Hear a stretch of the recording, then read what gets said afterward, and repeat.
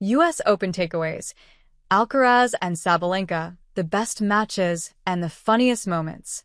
Welcome back to the Monday tennis briefing, where the athletic will explain the stories behind the stories from the past week on court.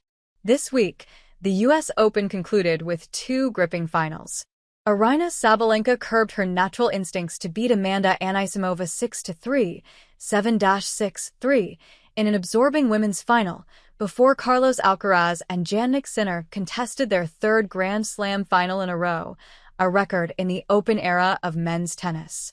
Alcaraz won 6-2, 3-6, 6-1, 6-4, and returned to the top of the world rankings in the process.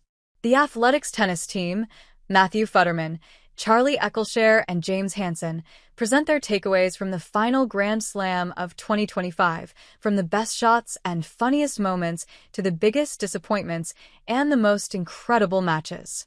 If you'd like to follow our tennis coverage, click here. The best match? Charlie Eccleshare.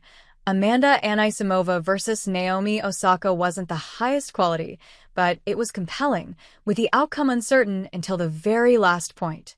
The way Anisimova came back from losing the first set to impose herself on the four-time Grand Slam champion was hugely impressive. Matthew Futterman, Taylor Townsend versus Barbara Krejcikova. Krejcikova saved 8 match points in the second set. Townsend fell behind but kept coming after her in the third. The outcome always felt in the balance, and Townsend was playing with unmatched attention on her in a packed Louis Armstrong Stadium on Labor Day weekend. James Hansen, men's. Alexander Bublik's 5-set win against Tommy Paul in the third round was pretty wild. Women's. Aryna Sabalenka versus Jessica Pegula in the semifinals. The funniest moment? Charlie Eccleshare. Hello, everybody. It's gonna be a fun media, said a beaming Aryna Sabalenka as she walked into the interview room wearing a silver jacket and a pair of novelty sunglasses. Also clutching a bottle of champagne.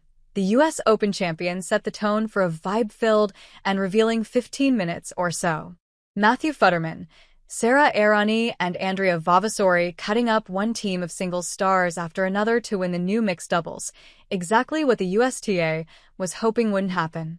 James Hansen, the way the US Open jumbo tennis ball became a harbinger of doom for players on the verge of defeat is one of my favorite developments in tennis over the past year. The sports equivalent of the Roman emperor's thumbs down decided that Krejcikova was done in the second set tiebreak of her match against Townsend, with children clutching the balls hustling down the bleachers to get to the front for autographs.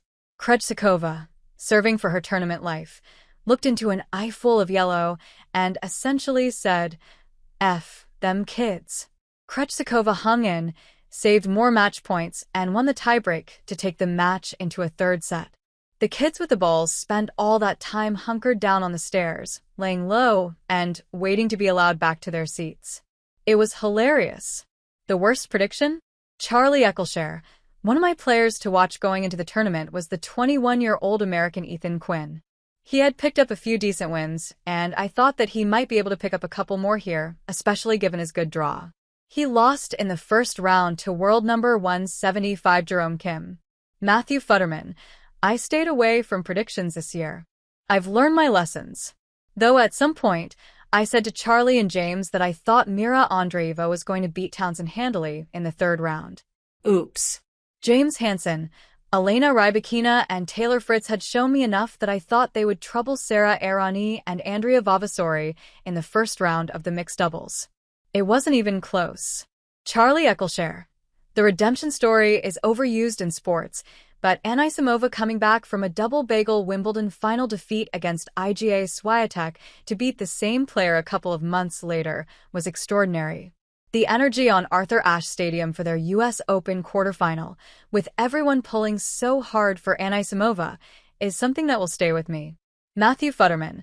It's also the worst one, but Townsend's tournament after Yelena Ostapenko said she had no class and no education after their match. In her news conferences and on the court, she showed what she has always shown, that the complete opposite is true. As Townsend put it, she let her racket talk. James Hansen. Coco Gauff's public, honest, vulnerable, and occasionally visceral wrestle with the fundamentals of her entire sporting life, all in the middle of the most important tournament of her season. She is playing a tennis long game and lived every minute of it in New York this year. We should also mention Osaka's rise back to where she wants to be.